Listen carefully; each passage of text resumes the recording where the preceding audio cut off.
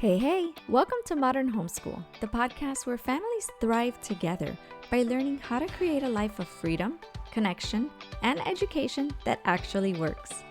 If you're curious about homeschooling, thinking about starting, or already in the thick of it and wondering if you're doing right by your kiddos, you're in the right place.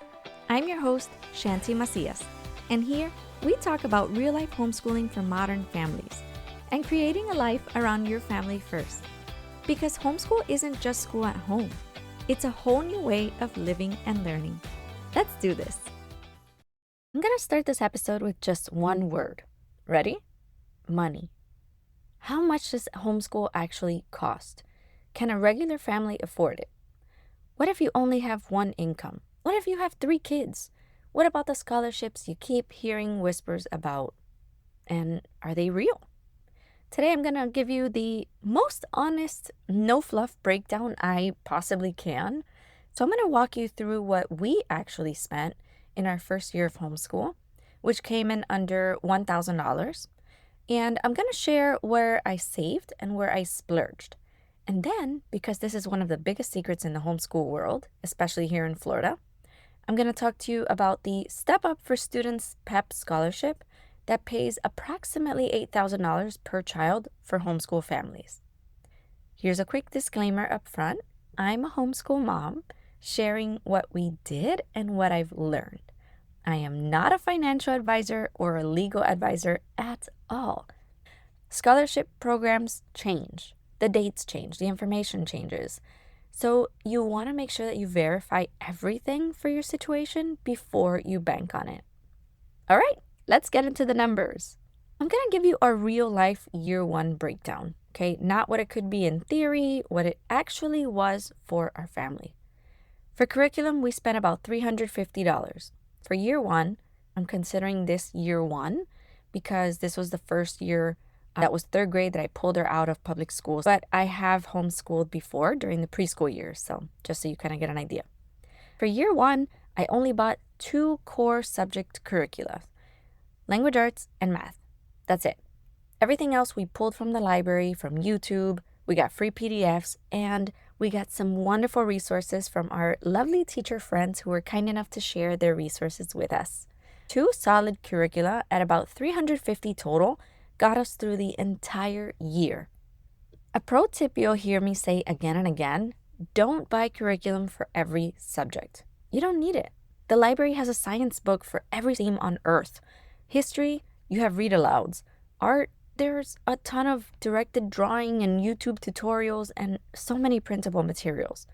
For music, you have Spotify or Amazon Music and a bunch of free curricula also. Your money only needs to cover the subjects where the structure of a curriculum actually pays off. And for elementary, that's almost always just math and language arts, maybe even reading, unless you're getting free things from the library like we do. Supplies came in at about $100 total. Now these are binders, paper, construction paper, pencils, crayons, markers, scissors, glue sticks, a few whiteboard markers, sticker rewards, and a small bin for organizing. I did not buy a laminator because I already had one for my classroom, and honestly, I've been leaning back on laminating everything, and it's just felt so freeing. We're obsessive laminators, teachers. All right, I did not buy a custom desk setup because we already had one for my office desk. And we occasionally use our kitchen table or the sofa and a small bookshelf in the corner. If you already have school supplies from a previous year, your number will be even lower here. All right, for apps and online platforms, we spent about $100. This is not taking into account the OutSchool program because I got this paid through the scholarship, which we will talk about more in a bit. But we did use a handful of paid online tools. Some were seasonal, so we only used them for a few months and then we dropped them or we just left it as is. The total across the year averages out to about $10 per month. And with only 10 months of teaching and homeschooling, it came out at about $100. For field trips, museum visits, library activities, those came in about $150. So we do something out and about almost every single week, and this is not counting our Disney days. But some weeks it's free, like library story time, a state park with a free annual pass, or just, a free visit. a homeschool nature meetup, things like that. Some weeks there's a small entrance fee, and some weeks we use the homeschool discount at a local museum. A note from my Florida besties: if you have an annual pass to any of the parks or the attractions, that becomes a huge part of your field trip line item without costing anything extra. Disney Wednesday is basically free for us because the pass is already paid for and the scholarship covers hers. Yay! I'm sure other states have their own version of this too, so find yours. Co-op and extras came in at about $250, rough estimate. This year we joined a homeschool co-op for more socialization. It cost about $250 each month, but we were only there for a few months. So if you're not in a co-op, this line item could be zero for you. So the total came out to about $950. That's our real year, just under $1,000. Some less, some more, but for an academic year of homeschool with consistent learning, weekly field trips, online platforms, and a co-op, that's not terrible. Could you do it for less? Absolutely. I know plenty of families that are doing it for about $200 to $300 a year with just library books and OutSchool. Could you spend more?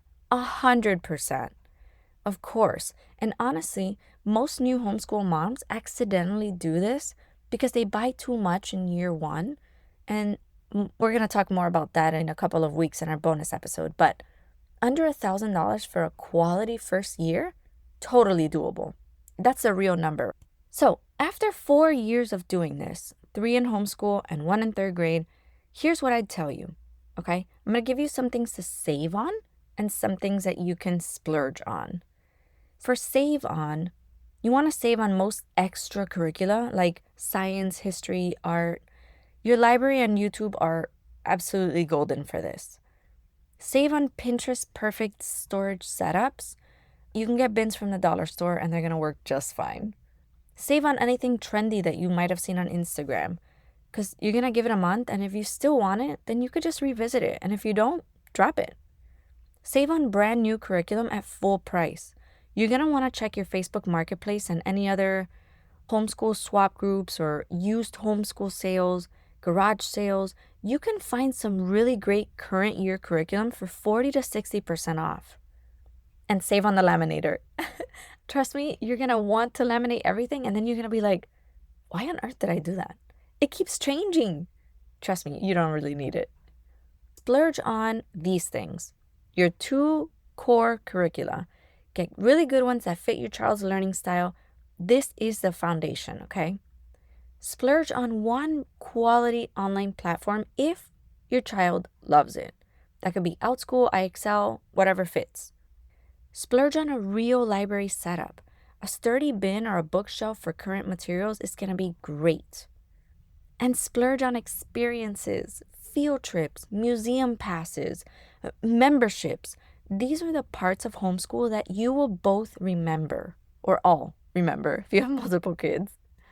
Don't spend money on aesthetics. Spend your money on access to good materials, to great experiences, and to the curriculum that fits your kid or kids and that they absolutely love. Hey friend, are you thinking about homeschooling but feeling totally overwhelmed about where to even start? State laws, curriculum, learning styles, schedules. It's a lot. I've been there. That's exactly why I made the Getting Started with Homeschool guide.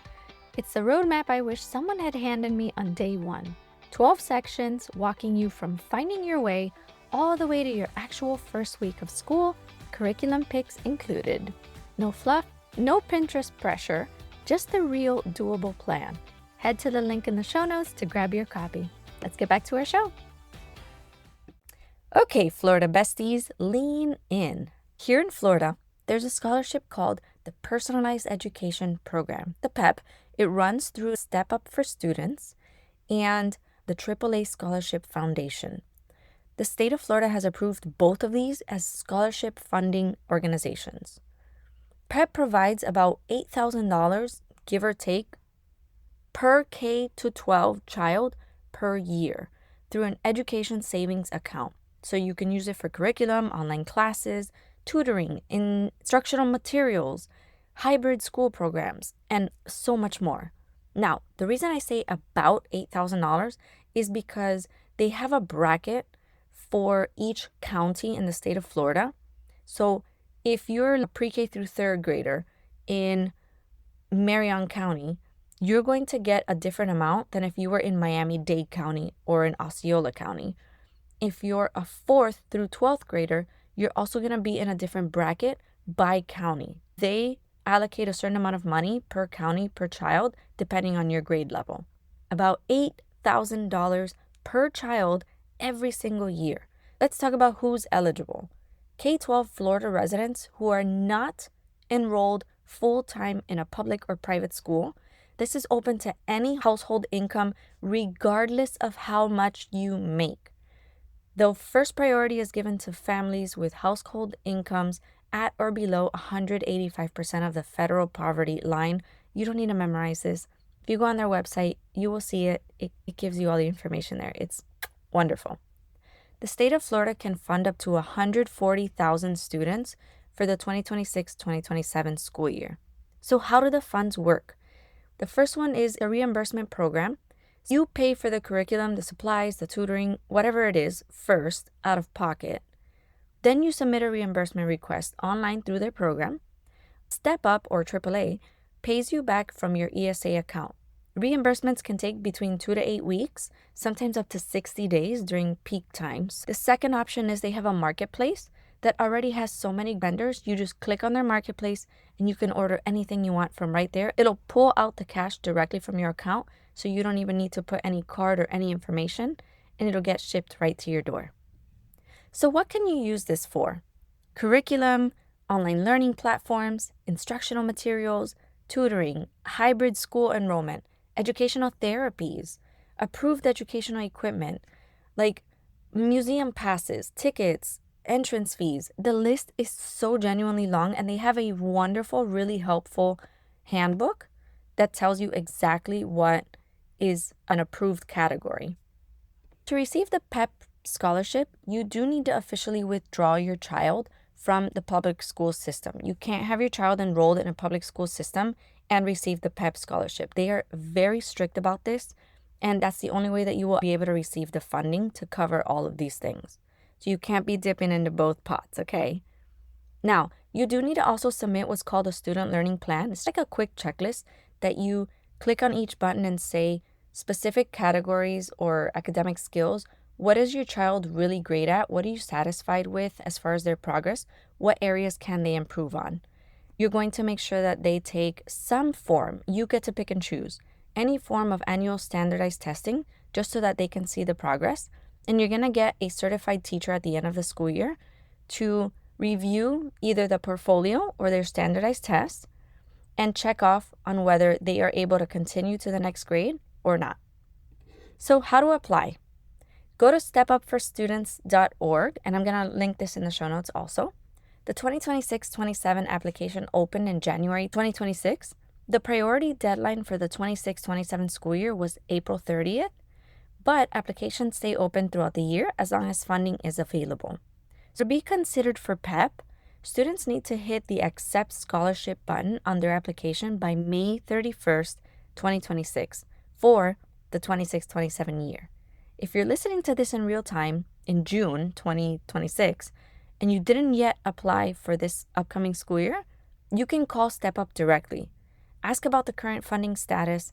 Don't assume you're too late just because you missed the priority date.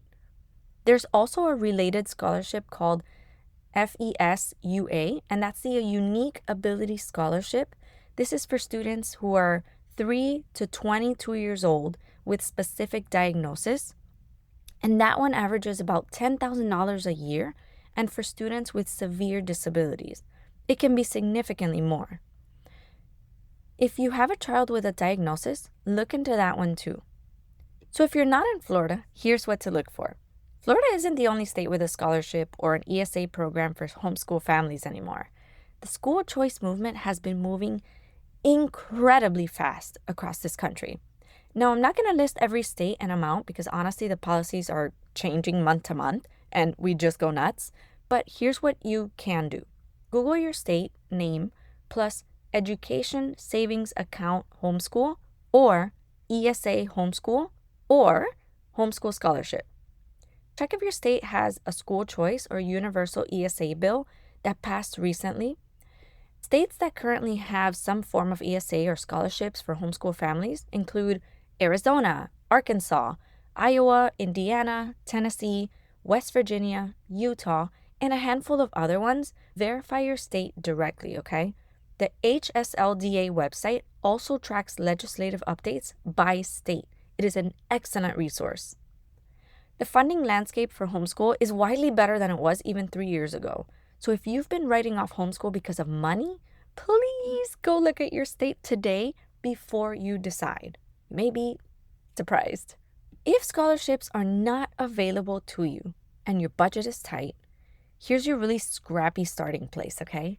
Year one for under $200. One solid language arts curriculum, like Christian Light Education, is around $50 for the whole year.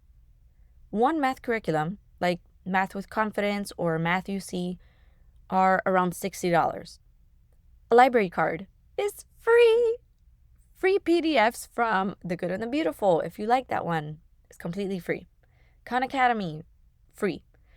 Local library store times and free events, free. State park and beach access, mostly free. That's it. That can absolutely be year one. Please don't let money be the reason you don't even ask the question. Quick recap.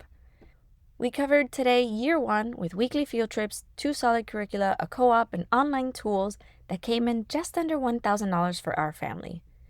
Save on extra curricula and aesthetics, splurge on core curricula, one online platform, and experiences. Lots of them. Florida families have a PEP scholarship through the Step Up for Students, which provides about $8,000 per K-12 child per year. Apply at stepupforstudents.org. Non-Florida families, search your state's ESA or homeschool scholarship programs. The landscape has changed so much, especially in the last 2 years. Even if scholarships are not an option, year one can absolutely be done for under $200. The Getting Started with Homeschool Guide is officially live. The guide has 12 chapters.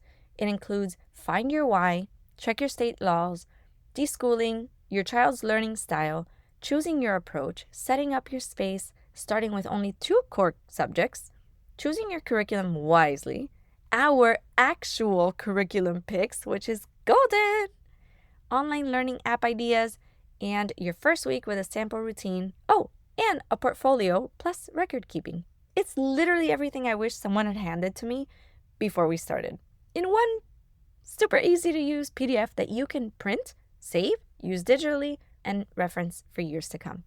Go to shantimacias.com/guide, and the link is also in the show notes. So money is real, but it's also more solvable than most people realize. I hope today gave you actual numbers to work with instead of vague feelings about cost. If this episode helped you, will you please share it? Especially if you know a Florida mom who hasn't heard about PEP. So many families are leaving funding on the table that's literally meant for them, which is crazy. Next week, I'm especially excited about it because Laz is coming back on the podcast. Woohoo!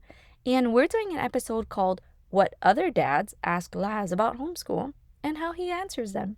So if there's a husband in your life, a hubby, who's been hesitant, this is the one to share with them.